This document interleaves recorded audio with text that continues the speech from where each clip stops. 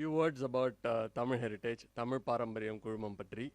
அதுக்கப்புறம் Swaminathan sir will introduce the speaker. நாங்கள் வந்து இந்த மாதாந்திர சொற்பொழிவு மந்த்லி லெக்சர் லாஸ்ட் 5-6 இயர்ஸாக பண்ணிட்டு இருக்கோம். We have a variety of topics. Usually happens on the first Saturday of every month. And இந்த தடவை வந்து we wanted to have this particular topic. So அதனால் we moved it from Saturday to Monday so that we can have this topic. Okay, as well. And other than this monthly lectures, we do a few other programs. I'll briefly tell you about them. We have a site seminar where a group of us, 30 to 40 of us, go to a place every year and then we study about it in detail. We have done site seminars on Mahabalipuram, Srirangam, Pudukottai, Ajanta Ellora, Badami Pattadakal, and next year we are planning to do it in Bhubaneswar. It usually happens in January where we spend 5 to 6 days in that Bhubaneswar location. We generally prepare about 3 months during weekends for getting to know about the place and things like that. Then another thing that we do is something called Pechi Kacheri. Where we organize a series of lectures, 5 to 6 lectures during the music season in Chennai. It happens usually in December, second week roughly, second to third week of December, where we have a series of topics on a particular theme. We have had themes on Srirangam, we have had themes on painting, அந்த மாதிரி ஏதாவது ஒரு theme எடுத்துட்டு பண்ணுவோம். Last year we wanted to do Mahabalipuram as a theme. And because of the Chennai floods, we couldn't do it. So this year we plan to do that. So this is our third activity. Now we are conducting an art course offered by Professor Swaminathan and Professor Chandru of the Fine Arts College here. This is a series of 10 lectures. We are in the 7th lecture now. This is done second Tuesday of every month. We started with Indus Valley art. And we moved on to the Guptas, and now we are in the Pallava art. And 3-4 more lectures we will be done with the art course. So any of you interested in joining, you are welcome to do so in any of our activities. There will be an email circular that will come around a little bit later. If you just write your name on it, we will send you the emails. Or if you see me, you can just give me your email address at the end of the program. And I will note it down and I will send you all the information. With this, I request Professor Swaminathan to introduce the speaker. Thank you.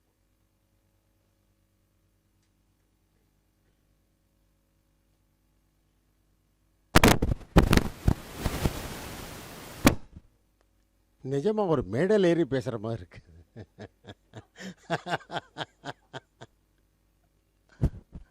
என்னப்பா நான் சத்தம் போடுறத விட ஜாஸ்தி சத்தம் போடுறது இது. சரிப்பா. Welcome all of you. வணக்கம். Today all along we have been having topics which are connected basically with the Tamil Nadu or South India. For the first time we go out of Tamil Nadu. We would be very happy if you can help us getting people from other regions of our country to come and share and help us to understand each other better.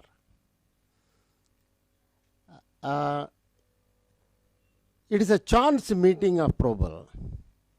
I had gone to Amrita University where I met. In fact, I had gone there to give a talk and in his department in the workshop. And the experiment they are conducting is also very important. That is, in a university you have a center for cultural education and Indic studies. I think it is a very, very noble attempt. And there are about half a dozen very young, enthusiastic teachers there. When I was talking to them, when I said this one, Probal offered that he is prepared to talk on Durga Puja. Not that he was interested in talking about this Durga Puja, but he has done fairly good amount of study on or research on Durga Puja.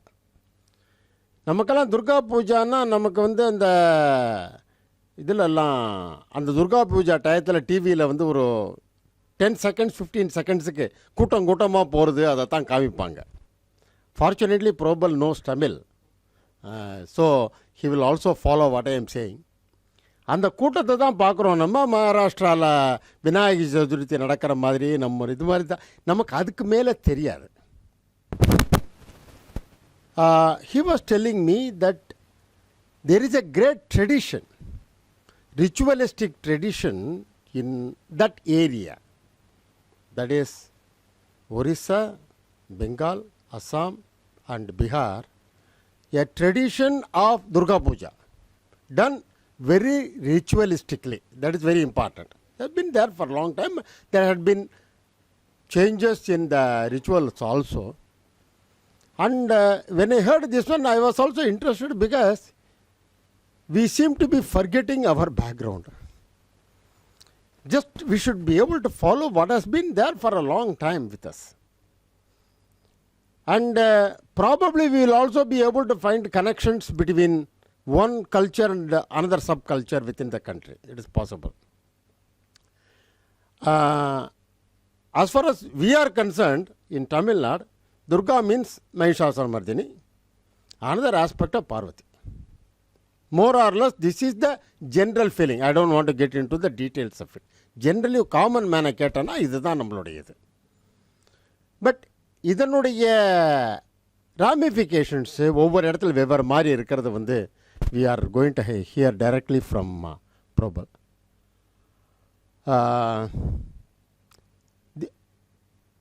Just like மகாராஷ்டிரான்னு சொன்ன உடனேயுமே நமக்கு விநாயகர் சதுர்த்திங்கிறது ஞாபகம் வர்ற மாதிரி நமக்கு பெங்கால்னு சொன்ன உடனேயுமே துர்கா பூஜா தான் ஞாபகம் வருது. அந்த 4 நாளைக்கு அந்த நான் கல்கத்தாவில் 2-3 தடவை துர்கா பூஜா போது அங்கே இருந்திருக்கேன். So I can feel what Durga Puja mean to the Bengalis.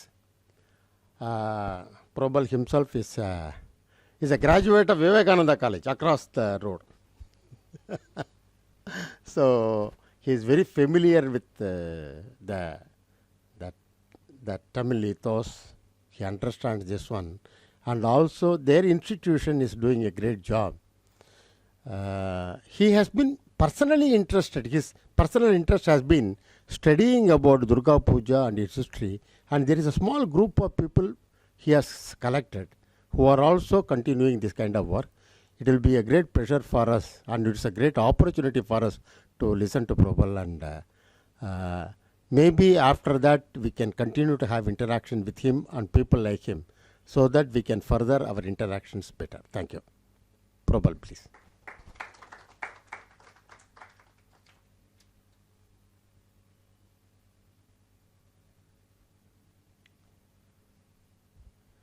Thank you, Professor Swaminathan and the Tamil Heritage Trust for this wonderful opportunity which is enabling me to talk to you, make a presentation on a subject which is very close to my heart.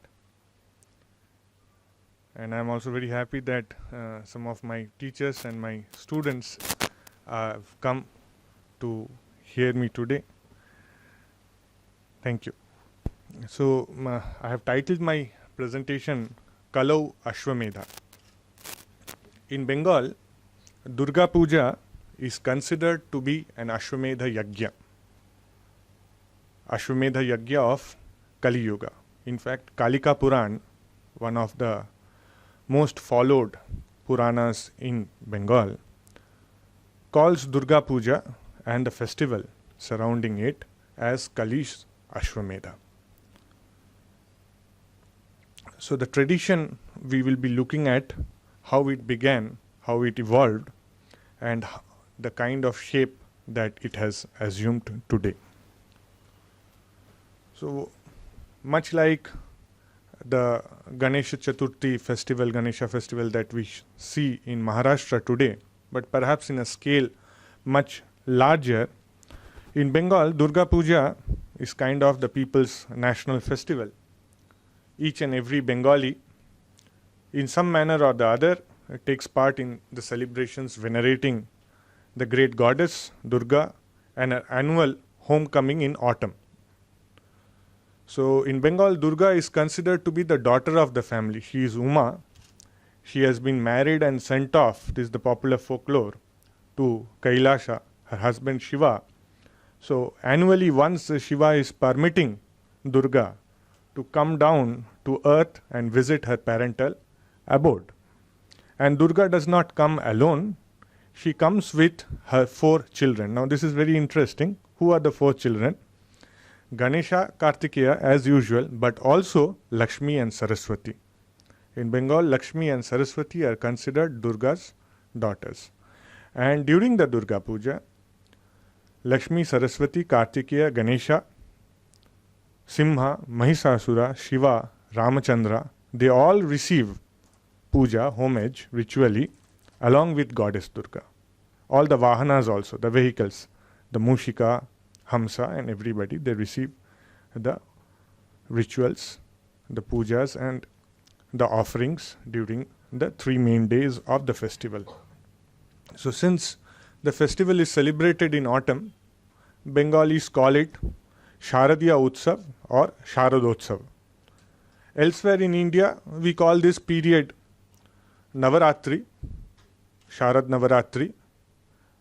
But Navaratri is spread over for 9 days. The actual Durga Puja happens during the last 3 days of the Navaratri, the 7th, 8th and the 9th day. There are 2 other Navaratris that India celebrates. They are celebrated in Bengal also. One is the Ashada Navaratri, which coincides with the Jagannath Rath Yatra festival of Puri. And the other is the Vasanta Navaratri, the Ram Navami time. In ancient times, we are told that Bengal in a big way celebrated the Vasanta Navaratri. But slowly Vasanta Navaratri lost its currency and the Sharadiya Navaratri gained prominence. Another important issue here is that post the Chaitanya era, Kritivas for the first time wrote the Ramayana in Bengali. When Kritivas wrote the Ramayana in Bengali around 15th century, he mentions that in order to vanquish Ravana, Rama worships goddess Durga. Perhaps by that time, during the time of Kritivasa, Durga Puja was already kind of a phenomenon in Bengal. Otherwise, Kritivas would not have deviated from Valmiki Ramayana. In fact, in Valmiki Ramayana, if I remember correctly, Rama is asked to chant Aditya Hridayam in order to gain energy. But here, Kritivasa is making Rama do the Durga Puja and he calls this Durga Puja Akala Vodhana. Because during autumn, we have the Dakshinayana, and Dakshinayana is the time when the gods sleep, the 6 months of night in the heaven. So goddess has to be waken up from her sleep to be given the puja. And hence we do a kriya, a ritual called Bodhana. I'll come to it later. Bodhana is Nidra Bhanjan. So goddess has to be awakened and only then she is given the puja. So this awakening is done for 5-6 days, sometimes for 11 days, and the penultimate 3 days, the Saptami, Ashtami and Navami of the Navaratri, she receives her main puja, Mahapuja. So this is, you see, today Durga Puja is celebrated worldwide by the Bengali speaking Hindu community. Wherever the Bengalis have gone, they have taken 3 things with them, if you permit me to say: the fish and mustard oil, the sweet, and Durga Puja. So even in the American continent, in Australia, London, everywhere, you have numerous Durga Pujas happening today.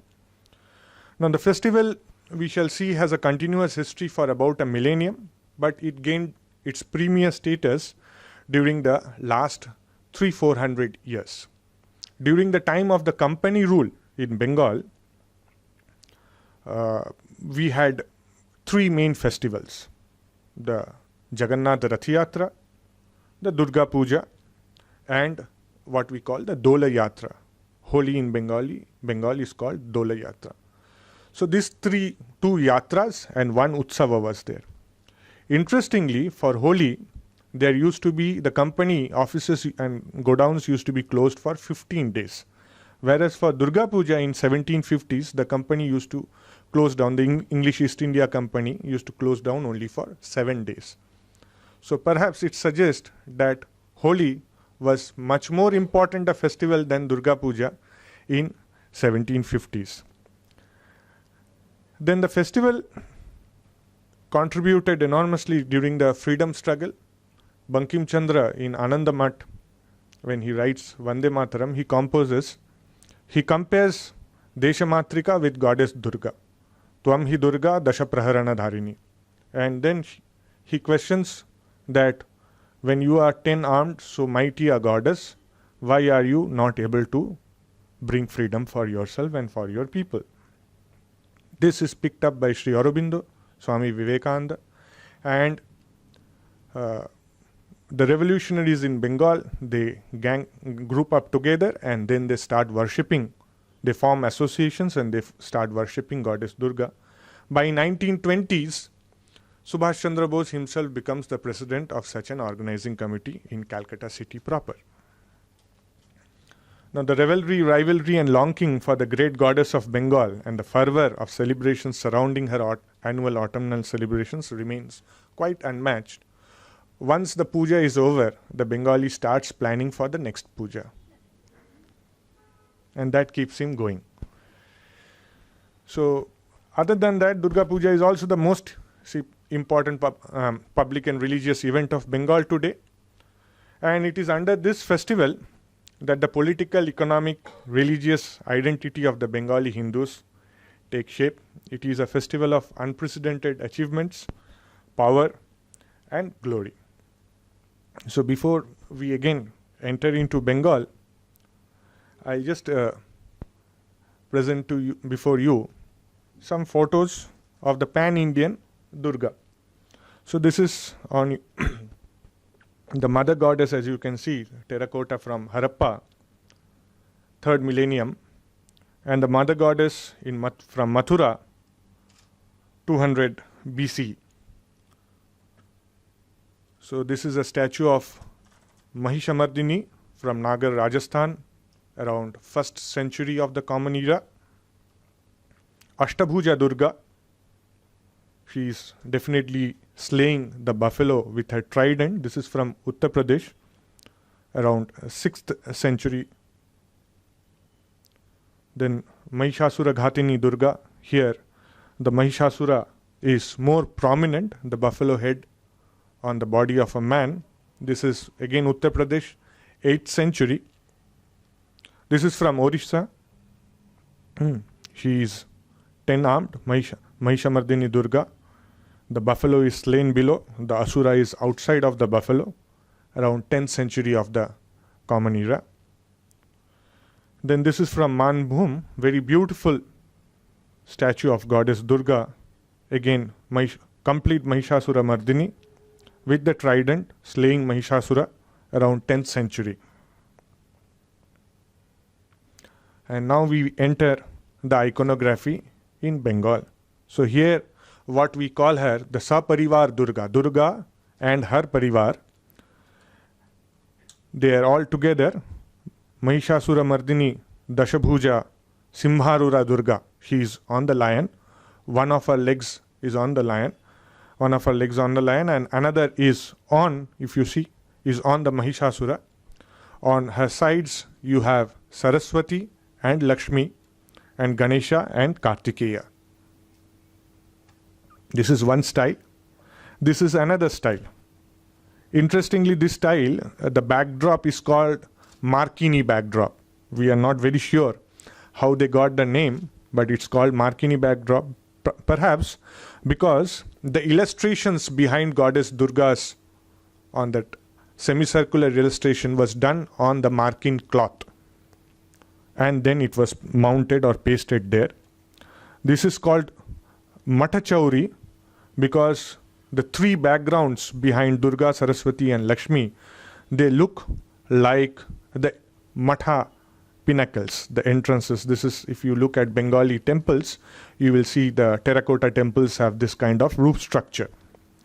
The other one is called, this is another variety of Matha Chauri or Tana Chauri. These are Bengali names, largely suggesting the upper portion of the image, how. And various households construct images in various of these patterns, and they do so every year.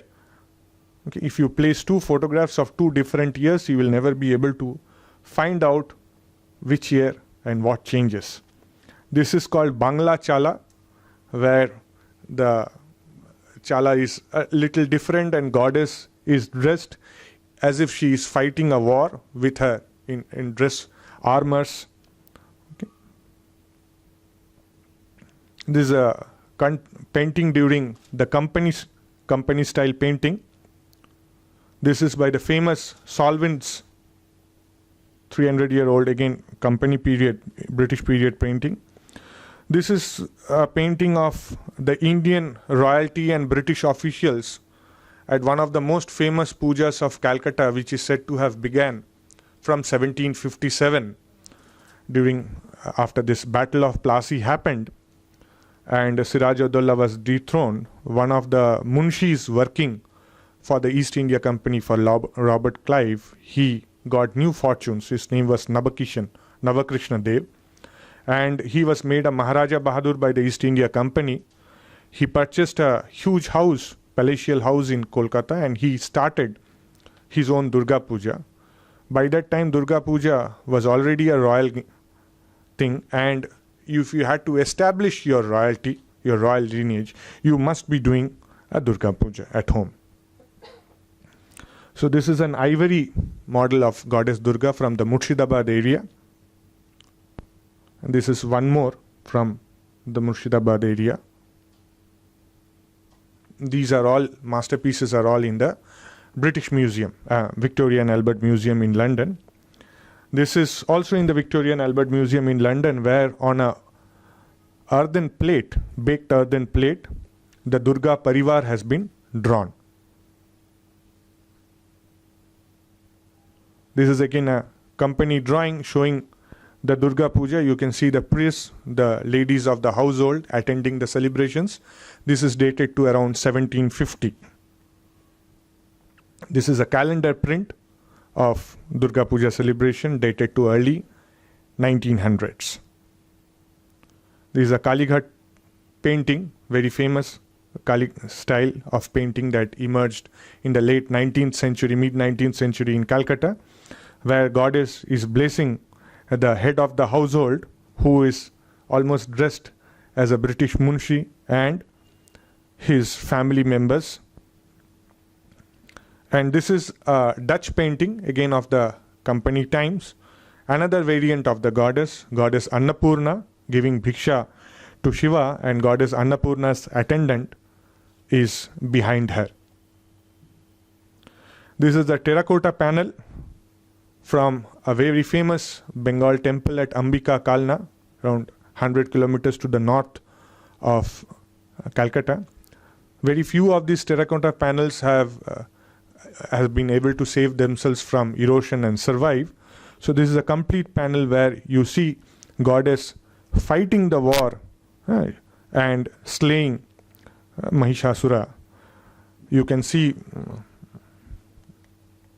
Kartikeya here, and this is the ultimate battle scene. Here goddess in different from than Dashabhuja Mahishasura Mardini Durga, fighting at one. So 3 frames in one panel. And then this is the famous painting by Abanindranath Tagore, where he visualized the goddess as Bharata Mata. This is again from the company period, around late 1700s, where goddess is being taken. She is being taken by the palanquin bearers, and she is taken to Ganga for immersion, and a lot of people accompanying the procession. This is a cloth painting depicting goddess Durga. This we have collected. This is around 150 years old, done by dry pigments, and is done by village ladies. Here you is perhaps very similar to the Jamini Roy style, and you see goddess is wearing the dress which women wore while they went to fight. Okay. So again, the entire Durga family with Ganesha, Kartikeya, this is Lakshmi here, and Saraswati. So this is the popular depiction, is around 150-year-old watercolor drawing by Bengali artists, where the Krittivas Ramayana incident is being portrayed. Krittivas, this is Bibhishana, Lakshmana, Hanuman is here, and the goddess is arriving on the scene, Lanka, Ravana's palace, and the Vanara Sena looking very inquisitively. So goddess arrives and she appears to Ramachandra and tells Ramachandra that you have to perform my worship with 108 blue lotus. So Ramachandra collects 108 blue lotus. He is about to perform the worship. He performs the worship, but he sees that the lotuses are over with 107. He is unable to find the 108 lotus. So then he takes his an arrow from his quiver and he aims the arrow to his own eye. He is going to donate one eye in place of the 108 lotus. It is at this juncture that Devi appears and she says that you will be victorious. No need to do this. Here is the lotus. I only hid it. So that's how Krittivasa describes the Durga Puja in his Ramayana. This again from Kalighat Pat, early 1900s. Another Kalighat Pat, similar time. This is a different one, Kangra painting, around almost around 200 years old, where Durga has slayed the demons and buffalo demon, and the devas are paying obeisance to her. If you refer to Saptasati, you will see after, then there is Indradikrita Devi Stuti, and then Narayani Stuti, where the devatas pay obeisance to the goddess after she kills the asura. In fact, after killing Mahishasura, goddess, the Indradikrita Devi Stuti is sung to her by Indra, Shakra and others. Shakradaya Suraganani Hati iti Vidye. And this is traditional goddess Durga in a very famous royal household in Bengal, around 100 kilometers to the north of Kolkata. We'll again come back to it. So perhaps one of the biggest deities which is made every year and worshipped. You see, the deities are made. There are no Durga temples. I was telling Professor Swaminathan that there are no Durga temples in Bengal. The deities are made of clay. They are made every year. After the puja is over, they are immersed in Ganga or any other river. Wherever there is Ganga, they are immersed in Ganga or any other rivers, or in consecrated ponds, tanks, they are immersed. Next year again, they are built. The building starts either from Rath Yatra or from Punar Yatra, that is the return car journey, which happens on the 9th day after Rath Yatra, or on Janmashtami, Sri Krishna Janmashtami, and it takes a bit of time to construct the deity. I will have some photographs to tell you how it is done. And this is how she looks, bejeweled, decked, and a beautiful serene face. Though she is Mahishasura Mardini, she is the daughter of the household. She is not angry. She has a very benign face, blessing the household. So these are the few things we will be looking at. Long antiquity that we have seen, solid textual tradition is there. Islamic aggression, it's a royal celebration. Then social beliefs, folklores, local customs, all intertwined into one mega event. Then it's a seasonal celebration, and modern times, as the celebration has grown in leaps and bounds with many association pujas happening, the household pujas are no more numerous. It is the club and association pujas, which are numerous, and they are big budgeted pujas with corporate sponsorships and all that. So, why I say that Durga Puja has a very long tradition and has a textual background to it is because you see, the first Durga Puja Nibandha, the Smriti text that we find mention of, was written by a scholar called Balak. It was in the 10th century. He first lays down the procedure, as we know, of how Durga Puja is to be performed. Now, Balak's text is no more available, but Balak's text has been referred to by the next Smritikara, whose name was Jimutavahana.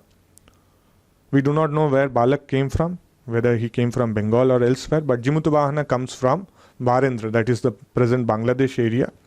He was a famous Smritikara in the 11th century. He refers, when he writes his Durga Smriti, he refers to Balak, and Balak Smriti gives a few Uddritis, quotations from there.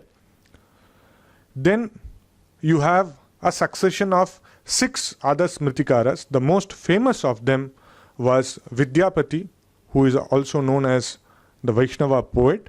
He was the court poet of the Mithila royals, and he wrote a Durga Puja Paddhati which is called Durga Bhakti Tarangini exclusively for the Mithila royals. And it's quite obvious because he starts the Paddhati with this exclamation, Atha Mithiladhishwara Rupa Narayana Maharaja Dhiraja Dhir Simha Devanam Anuggaya. So, with his permission, he writes. And then the next great Smritikara is Raghunandana, Smarta Raghunandana Bhattacharya, who writes his Durga Puja Tattva and Durgotsav Viveka. And Raghunandana comes in the 15th century, Vidyapati comes in the 14th century. Those Nibandhas were being written. Vaishnava poet Badu Chandidas, whose kritis Chaitanya Mahaprabhu sang and popularized, mentions that Durga Puja is celebrated grihe grihe in every household. So Badu Chandidas comes perhaps in the 13th or early 14th century. Chaitanya Mahaprabhu is 1485 onwards. So 100 years before, Chandidasa was there, and Chandidas mentions that Durga Puja is being celebrated in almost every household. In what scale, what manner, we do not know. So this is Kalika Puran, a copy of Kalika Puran, and Kalika Puran proclaims Durga Puja as the Ashwamedha of Kali. What is the language in which all these documents are? All this is Sanskrit, but in Bengali script. The script used to write the Sanskrit is Bengali. This is a manuscript of Durga Bhakti Tarangini in palm leaf. Both are around 250 years old. Now, you see, what happens is, North India becomes open to Islamic aggression. And when Islamic aggression happens, the Hindu kings in North India, they lose the status of sovereign. Once they lose the status of sovereign, they are unable to perform Ashwamedha or any other Vaidika Yajna. But how do they proclaim their royalty? So they come to celebrate the Durga Puja. And even then, the Durga Puja was an autumnal celebrations.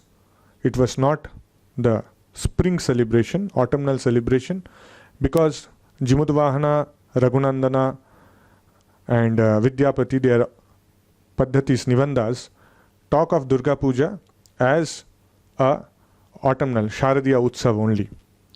And these Paddhatis, the ritual part of these Paddhatis are extremely vast, very vast, and cannot be done, the puja, the celebration cannot be done by an ordinary householder.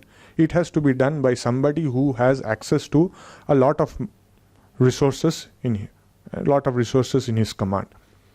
Durga Puja is called in these Paddhatis as a Mahapuja. So they define what is a Mahapuja: Pujanam, Snapanam, Balidanam and Homam. So you do Shorashopachara Puja or you do Ashtadashopachara Puja. But the Upacharas go into hundreds. Then you have Dhvajarohana and other things. Then you have Snapanam. But how do you bathe a clay deity? So you do the Snapanam in Darpana Pratibimba.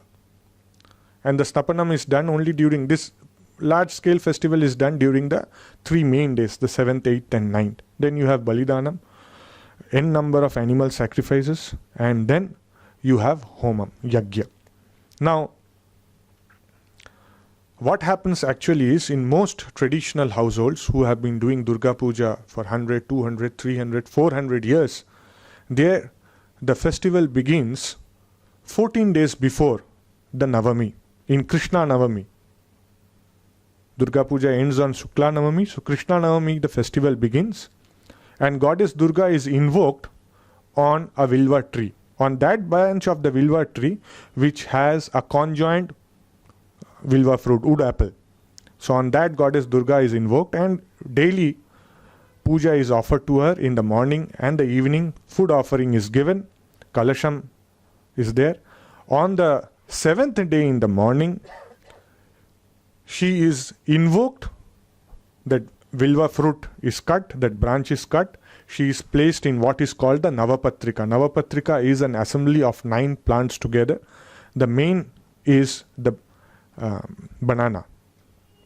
And then this is taken to the riverfront, given a ritual bath, and she is brought back to the household with lot of fanfare, and she is placed next to Ganesha on the side of the main deity.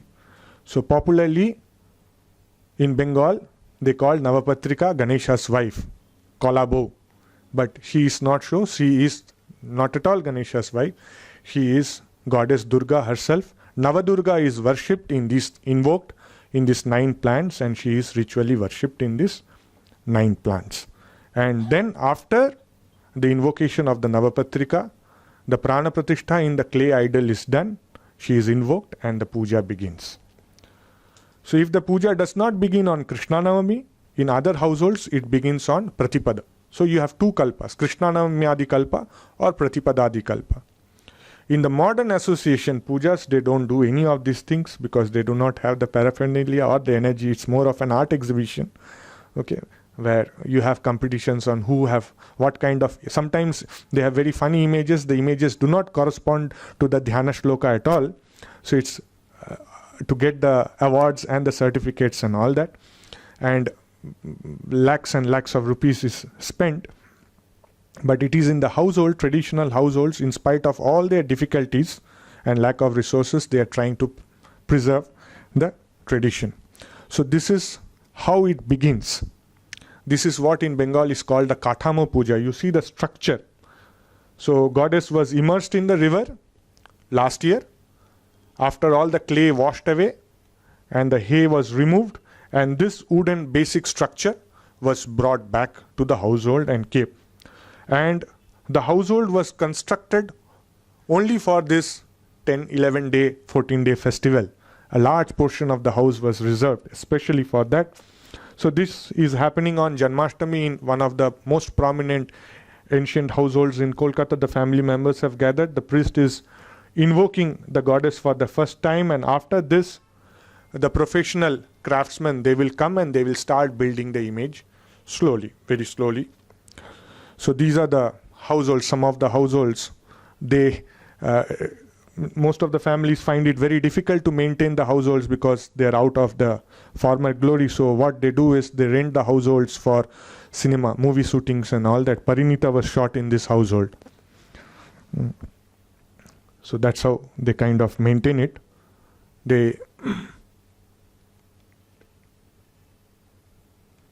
So this is the biggest one which was constructed in Bengal. It's around 120 kilometers from Kolkata. It was the cultural, this place was the cultural capital of Bengal before Calcutta became prominent. The place is called Krishnanagar. The district is Nadia.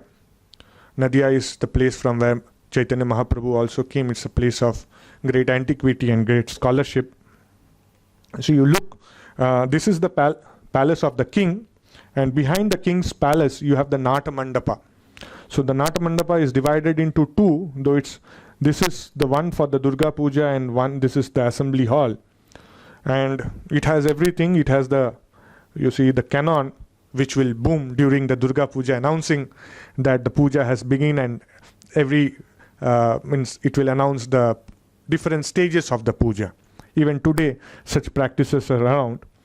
So this is a photograph, the oldest photograph that we have of Durga Puja, black and white photograph from the same household. This photograph is dated 1870. We could not restore the photograph because the family had laminated the photograph. So that's why all these glaze. But if you look at the craftsmanship, this kind of craftsmanship is not possible today. The discipline has been lost. And most of the things that is used here is silver. And the goddess was immersed with all that silver. Rabindranath Tagore's grandfather, Dwarkanath, before he became a Brahmo, he used to celebrate Durga Puja in a big way and spend lakhs of rupees on it. And Rabindranath Tagore's household in Kolkata still has the place where they celebrated the Durga Puja. After they became Brahmoites, that place started hosting theaters and other cultural programs. So this is, you see, there is an obvious deterioration in the art, 1870, 2011. No silver, no more. It's all papers. And even everything has changed. The fine craftsmanship is missing. Because today, one craftsman will be doing 10, 15, sometimes if he is a famous person with support, he will be making 50, 70 idols. But in those days, in the royal household, you made only one idol and you had some revenue assignment. You had no problem. For the year, you just looked after your land. And it's not just one craftsman. A couple of craftsmen is involved to make this idols. We'll just see. You see the palace. It is a huge mammoth brick construction with lot of fine terracotta. The problem is the terracotta is falling off. The stucco artwork is falling off slowly. Then there are several households in and around Calcutta who are unable to maintain their houses but still continuing with the tradition. This is from Shantipur, again in Naudhia district, and they are continuing with this tradition for around 300 years. You have a famous cine artist in Bengal, his name is Prasenjit. So this is Prasenjit's maternal uncle's place. This is, incidentally, this is a picture of Durga Puja from our household in 1920. Again, you see, and the opulence, a lot of silver has been used, original silver. The ornaments, the background, you have a lot of original silver. And the goddess will be immersed in the Ganga with the silver, and a lot of people will be jostling around to take the silver and go away. There are instances where people had immersed the deities with full gold jewelry, and people will be fighting with each other to catch off whatever jewelry they can. Even today, when images are immersed, the police has controlled it a lot, images are immersed in the Ganga, you will have people of various age groups, especially kids, jostling around to catch some of the tinsel foil or something, some cloth or something they can. Okay, so this is the oldest continuing Durga Puja in Bengal. It's happening in the same place for 400 years now, started in 1610, and though the rituals have been cut, it's no more in its former glory and all that, but the tradition still continues, and it's a 15-day affair, Pakshakala, Krishna Navami to Shukla Navami. Though the image here, what you see, is worshipped only during the last 3 principal days.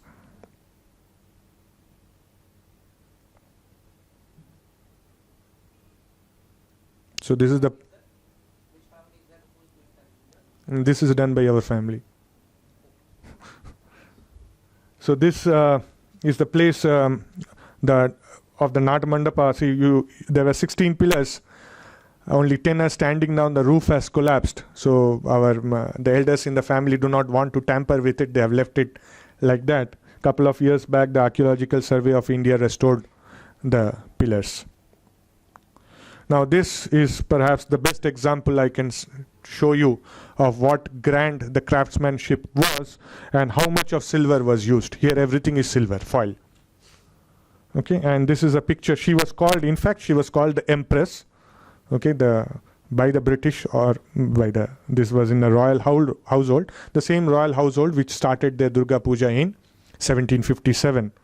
This should be a photograph from 1907, 1910. And with this is after the puja is over, you can see the bamboos attached here. So the bearers will be carrying the deity to the Ganga on their shoulders, and on Ganga she will be placed between two boats. The two boats will simultaneously move to the mid Ganga, and there, when there will be a gunfire from the bank, the boats will separate and the Durga idol will go down.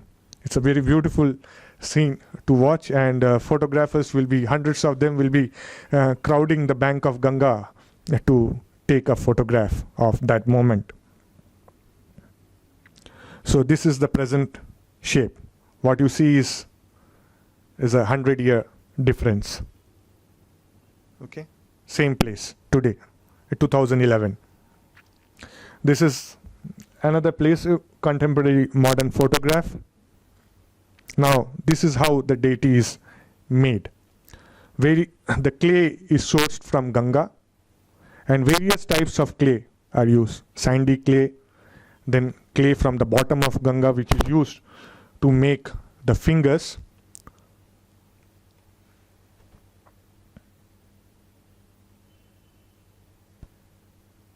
So this is how the fingers are being laid. Then they will be pulled out from the dice, and they will be, you see, he is attaching the fingers here.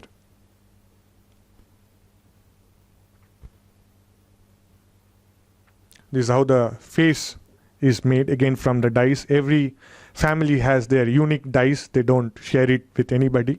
So every family, the face looks different. Some families do not have dice. They make the face by hand. In some places, the ladies of the family, though the tradition is vast, coming to, it's restricted to a very few families now, they make the face of Goddess Durga by their own hands. So every year the face is different. Those who have the dice have the same face every year. So various shapes and sizes for the various. Durga's face will be the biggest.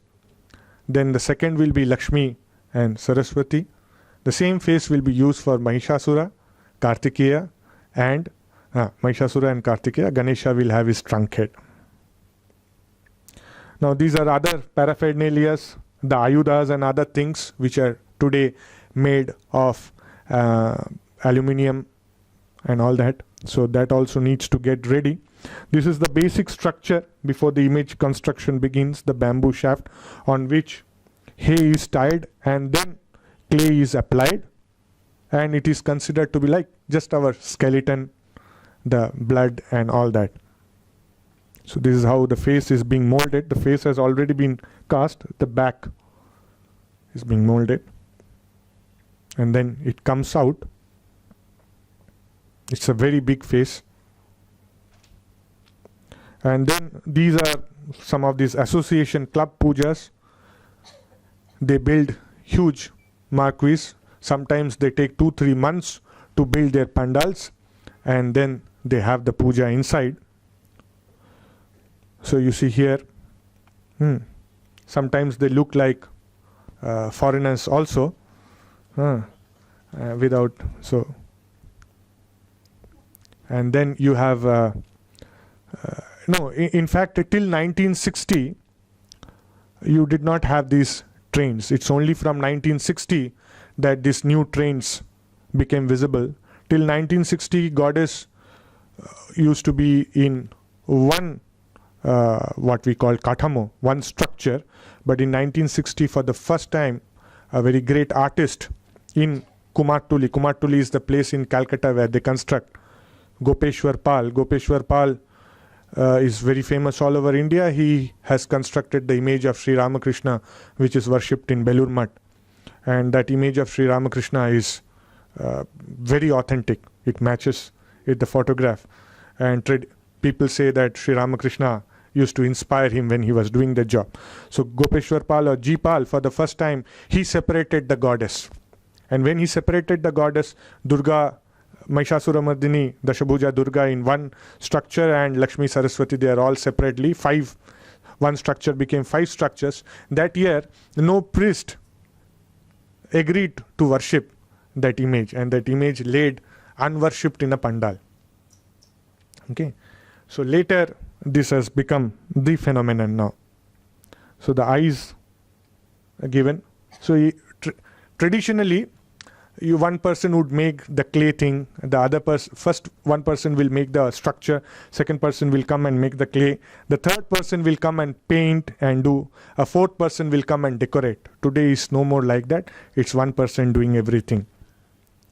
So after the painting is done, coat of varnish is applied to everybody except Ganesha's face and Saraswati's face, because they are white, varnish is not applied. So otherwise, and then she is slowly dressed up, and you see the preparations start at least a month before. The houses are painted, the houses are cleaned, and you need lot of things from various types of soils to be obtained from various places, various waters from various rivers and other places.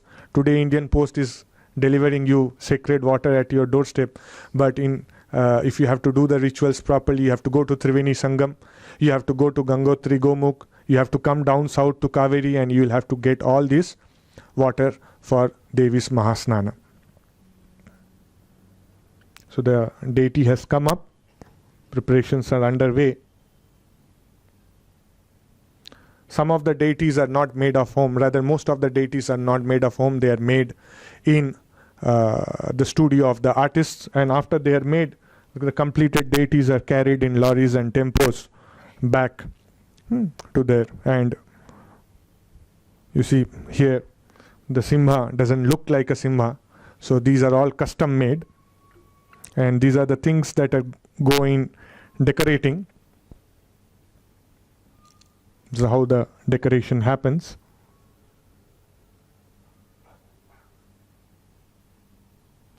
So there is a story about the lion. The lion is much like the Shardulas that you see in South Indian temple. Only after the British came in, the actual lion came in the structure of the goddess. Prior to that, it was only this lion.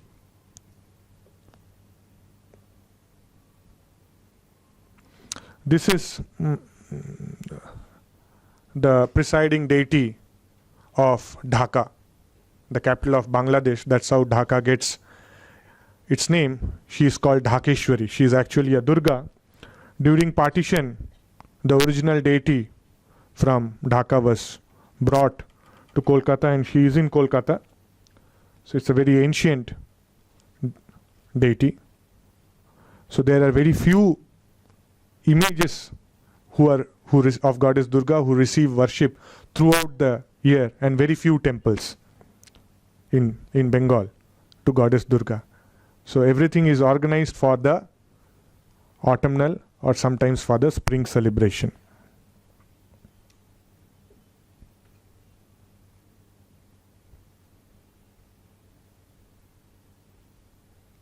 So you can see a Kali is also being made simultaneously. 21 days after Durga Puja is the time for Kali Puja. In Bengal, Diwali night, we have the Kali Puja. And these are the completed images. You can see the decor in the head gear and all that.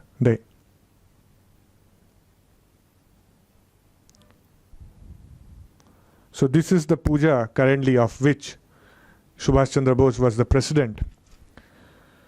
This is the biggest Durga deity that is made in Kolkata or in Bengal, and she has not decreased in her size.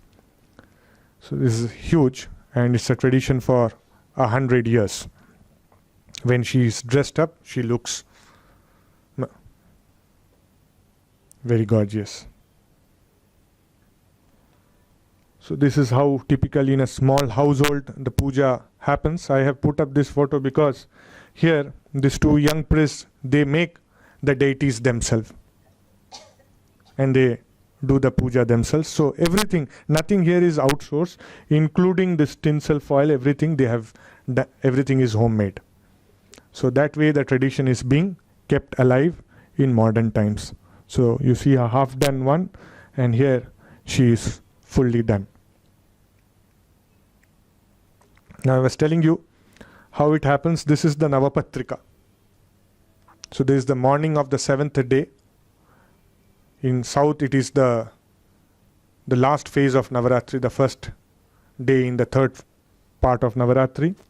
So the Navapatrika is taken to the riverfront. You see the Howrah Bridge, Ganga is here, and all the drums, the umbrellas have come, and the Navapatrika is taking bath below because it's so crowded you just can't go down and take a photograph. So this is how the bathing happens. And then after the bathing, she is covered with Bengal cotton and she is brought back to the household. She is brought back. In the household again, she is given a ritual bath. The deity is ready to receive her annual worship. After the ritual bath, she is decked again in a very fine Bengal cotton, and on a pedestal she is placed next to Ganesha.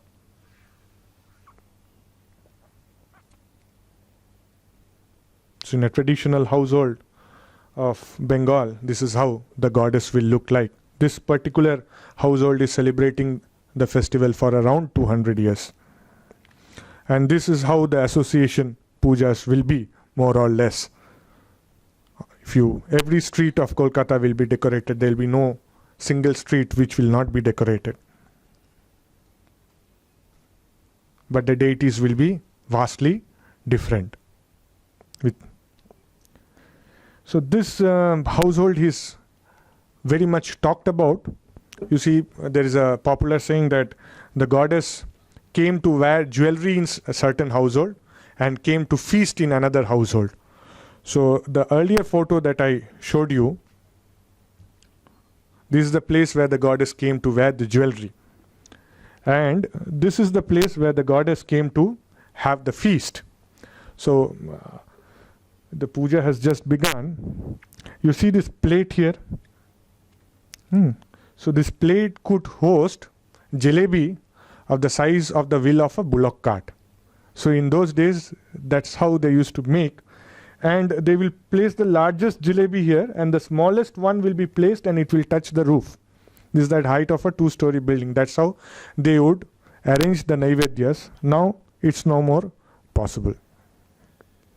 And there's a very famous Bengali writer. His name is Kali Prasanna Simha. He translated the Mahabharata in Bengali.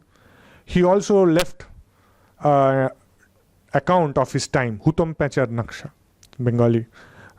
It has been now translated. So there he mentions of the variety of the Durga Puja that happens in some of the prominent families, hosted by some of the prominent families. Now you see the plate. The diameter is around 6 feet. It's not possible for one person to lift. So after the puja is over, she is carried in very few places. She is carried by pallbearers. In most places she is carried on vans, and she is taken to the Ganga. The city is decked with lights, and then in Ganga she is immersed, and the wait again starts for the next year. So I stop with an invocation. The Bhutani Durga, Bhuvanani Durga, Striyo Naro Vai, Pashavascha Durga, Yad Idrishyam Khalu Sarvam Durga, Durgam Swarupam Aparam Nakinchit. So the photographs have been lent to me by these following people. I must also thank them. Some of the photographs have been used from our own resources, which we have a small center in Kolkata called the Savarna Sangrahalaya. From there we have used especially the manuscripts and the cloth paintings. Thank you.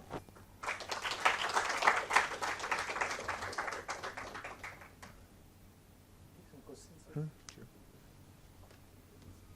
have any questions, you can direct me. So in your tradition, there's 3 days, Saptami, Ashtami, Navami. Could you describe a little bit on these 3 days? How they really fall? What is the ritual that happens on this? If you could just repeat the question. Okay. Goes on. So what actually happens during the 3 days? So more or less 3 days the goddess receives similar worship.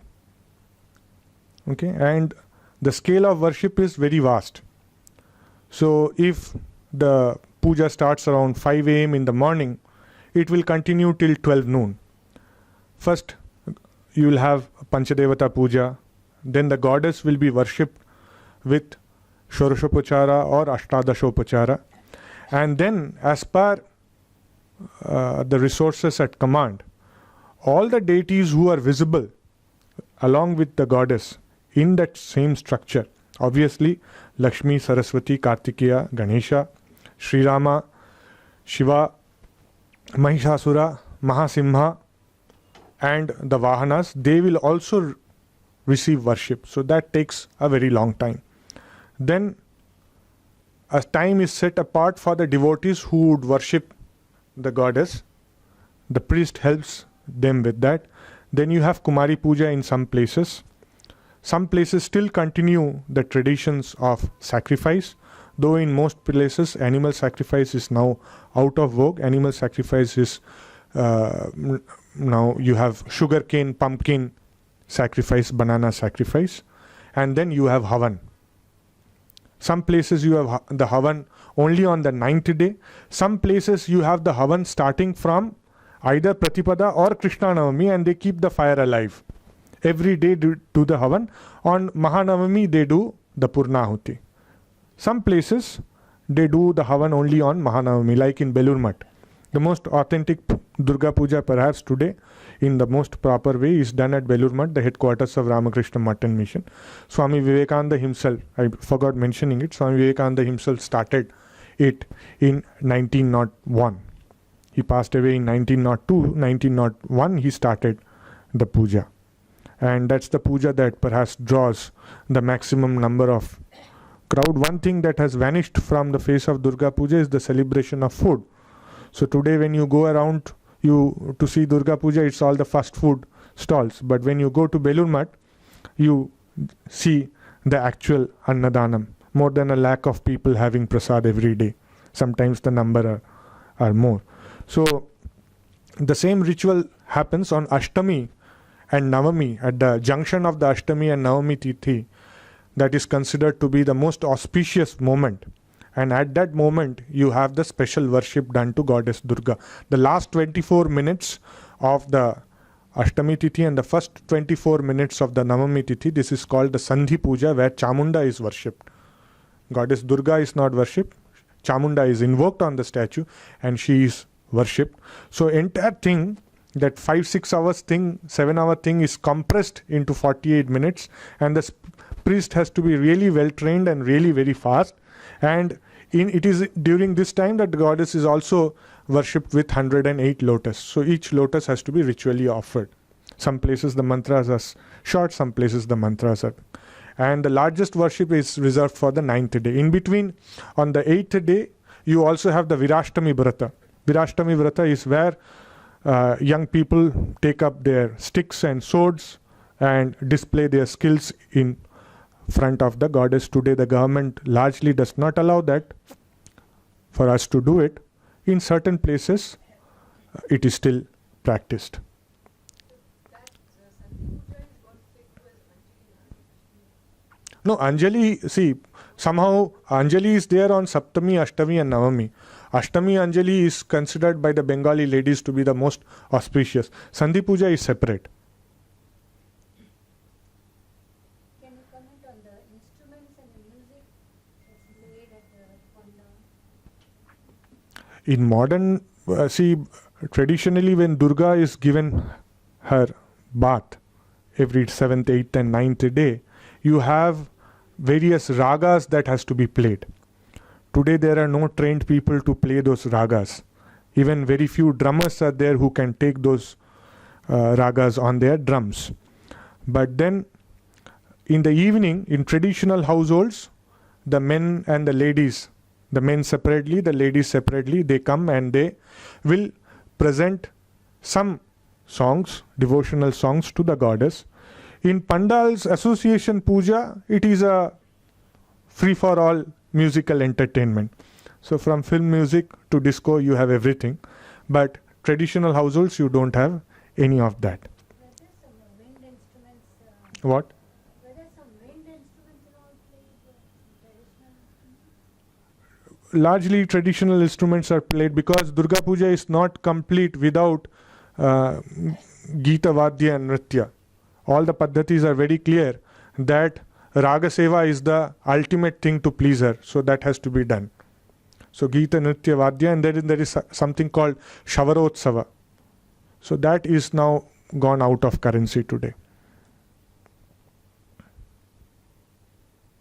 there any history behind the south? You see the Devi Ramdas and Prakash out of stone. Bengal, every year. See, in Bengal, I don't know if I can give you a correct answer, but in Bengal, you see, you don't have so many stone temples made of stones also. Bengal, you have more of brick terracotta temples. And because the clay is so abundant and so rich, that may be one reason for constructing the deity and immersing her. And again, also that beginning and dissolution, and again beginning and dissolution, that is also because it's a Mahapuja. It should not lose its essence. The deity, if the Durga is worshipped every day in the temple, then the annual festival might not be so grand and might not be such a crowd puller. That also could have been. But whatever literature we have been able to look at, it seems Durga Puja began as a substitute for Ashwamedha. That's what the early Nibandhas at least tell us. And the early Durga Pujas were done in massive scale only by royal households or people who were endowed with large landed estates, very large landed estates. In Akbar's time, an associate of Raja Todarmal, his name was Kamsanarayana, he came from Tahirpur, which is the Bangladesh region today, in the Bangladesh region, Rajshahi.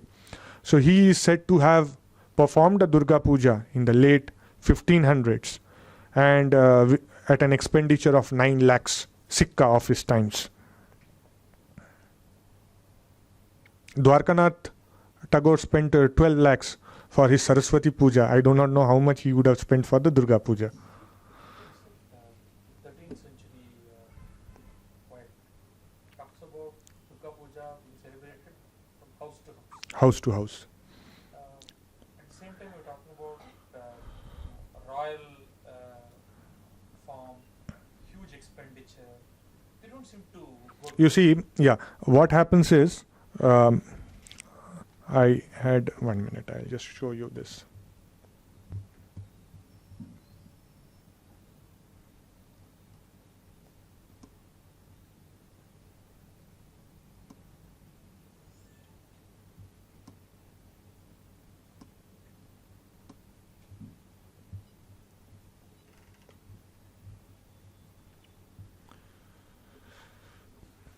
See, this is again a Durga on a baked clay, and this you will find to be worshipped in various households. But then the ritual part is not that mammoth. It is more at the level of an individual the household is worshipping. But when you are talking of Durga Puja, the worship of Durga is happening. But when you are talking of Durga Puja or Durgotsava, it is at a very high expenditure level. Even when Smarta Bengalis are doing any puja, they are invoking Durga also. Ganesha, Shiva, Surya, Vishnu and Durga. Does the immersion create any emotional vacuum in the houses? Yes, immersion does create a big emotional vacuum. People cry. Till the immersion they dance. After the immersion they start crying. And so that is there. In traditional households, they keep awaiting for that time when the puja will start, and after the puja there is a big void. During the heydays of CPM, did it have an effect on the celebration of CPM? I mean, on Durga Puja? The CPM did not encourage new pujas. The CPM initially did not get involved with the pujas and the organization, but after they became smarter, they found their place in almost all Durga Puja celebration committees. So, from what you're saying, it's quite clear that the celebration of Durga Puja is a sort of also a social status symbol for most of these households. So, what kind of communities really can, or is it just the royal families or people who are associated with it? It seems like an elitist sort of a. No, you see, when the puja is being done in the households or in royal households, today you can't say it's elitist because the households have shrunk and all that. It's mainly done with the family members. But then, in earlier times, you would have community participation. A large number of drummers will come. And then there are revenue documents where the zamindar has assigned the revenue of a specific village to the drummers. The drummers came from that village, and the cooks came from another village. Okay, I have myself seen revenue documents where one tenant is supposed to provide 1008 fresh vilva leaves from the vilva trees on each of the 3 main days of the Durga Puja, specifically for the homam. So this is his annual revenue that he has to pay. So that way the society was integrated and society took part in the celebration. So are you saying that there is a household puja and there is a community No, larger? you see, when the households in their ancient times, the households had their resources and the glories. They were some of the leading business families or some of the leading landed families. They did the puja in a large community, with a large community participation. Now their fortunes have shrunk. Okay, so they do it in a family confined to their households and immediate neighbors or immediate family members. In the last 100 years, you have people coming together, forming associations and doing Durga Puja. So that has also happened. The first such puja in Bengal happened in 1792. That's kind of documented, but it's not for Durga Puja. It happened for Jagadhatri Puja. That's how the term came. Baro Yari. Baro means 12, Yari means friends. 12 friends got together and they started the celebrations of goddess Jagadhatri. That happens 2 lunar months after the Durga Puja. But this Baro Yari, friends coming together, forming an association and starting the Durga Puja, this happens from the early, late 19th, early 20th century, when as the independence movement also gets momentum and all that. But in villages, in ancient villages, you do have a place reserved for the community to come together and celebrate. There are Sanskrit scholars, poets. Kritiva's his own household, he celebrated Durga Puja, but that would have been much low scaled as far as rituals or animal sacrifices and inviting people and bringing the entire village. Perhaps he could afford to bring the entire village together. Every villager would put in some effort to make the puja successful.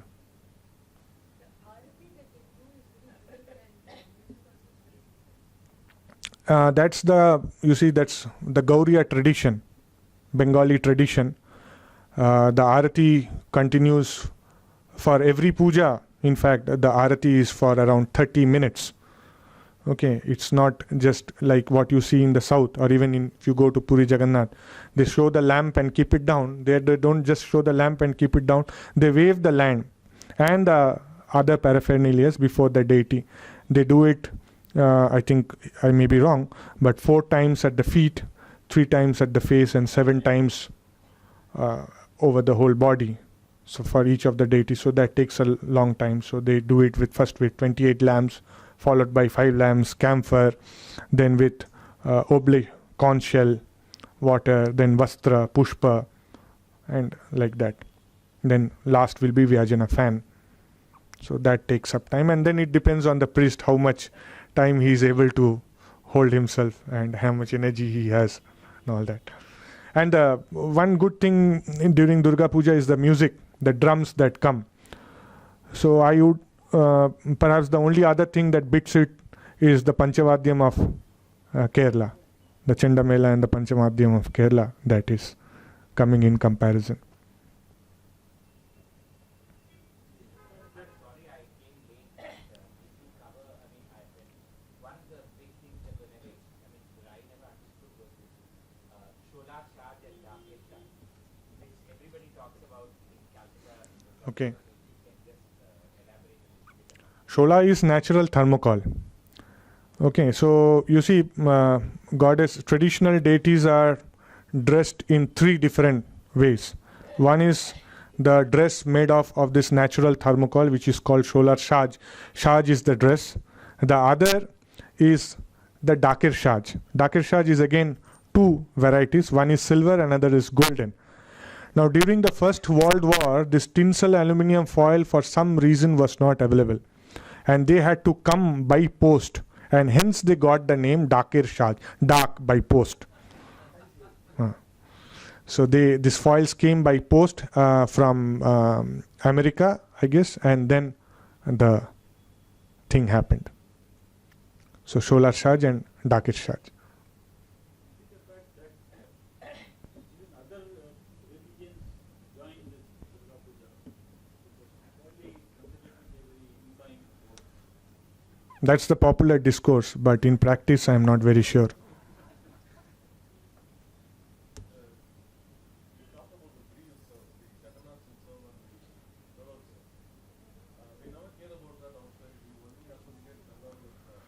Yeah, because the tradition still continues, but not at a scale of the Durga Puja. Durga Puja is kind of the main festival. Rath Yatra and Dole Yatra still continues. Today in the city, people refuse to play colors and all that. So Holi or Dole Yatra has taken a beating. Rath Yatra still happens.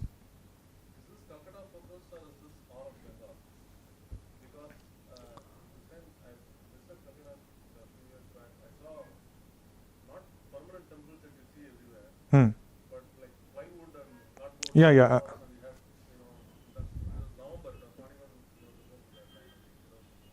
No, November means they would be preparing for another festival. So 2 lunar months after Durga Puja, you have Jagadhatri festival. So they would be preparing for that. You have Kali Puja also. So that's the puja season when schools are closed for 1 month. 1 full month you have puja vacations in Bengal. Okay, so that's the puja season, and you have 3 pujas together: Durga Puja, Kali Puja and Jagadhatri Puja. Lokhi Puja happens immediately after Durga Puja, but that is any one who is doing a Durga Puja is supposed to do Kojagar Kritya, keep awake on the night of the Purnami and worship goddess Lakshmi. Without that, Durga Puja is incomplete. Is the Durga Puja also celebrated by the tribal communities in Bengal, or is it restricted only to the rest of The tribal communities do celebrate Durga Puja and take a part in it. They have their own celebrations. Sometimes they take part as drummers. Mostly they play the drums. Okay, and they in the celebrate. You see, if you go to the Birbhum and all that, there they are celebrating. They in their houses, I have seen, they have the Durga drawn on cloth, and they preserve it, or on some other material. They preserve it for 1 year. And I didn't have access to the photographs, so I could not show you. They preserve it, and then before the next puja, they this is called Pata Durga. So they come together and they do that. Tell us something about your background and how you came to do research on No, I have not done any research. Every Bengali is interested in Durga Puja. So our family incidentally celebrates the puja, and we have been doing it continuously for some 400 years now. So though I stay in Coimbatore and I happen to miss the festival almost every year, but yeah, the connection is there. About your background? I am an assistant professor with Amrita Vishwavidyapeetham in the Department of Cultural Education and Indic Studies.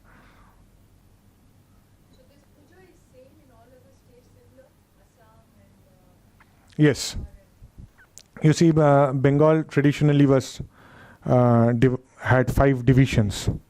So a part of Assam and Bihar, Orissa, and the whole of West Bengal, Bangladesh area formed the Vangadesha. That's why I said Vangadesha. There are certain variations in traditions, but it's closely same. In Orissa also, Durga Puja is celebrated in a very big way.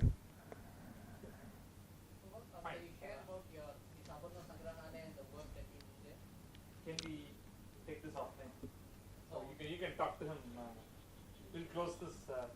Okay. Thank you. Thank you. Thanks for wonderful.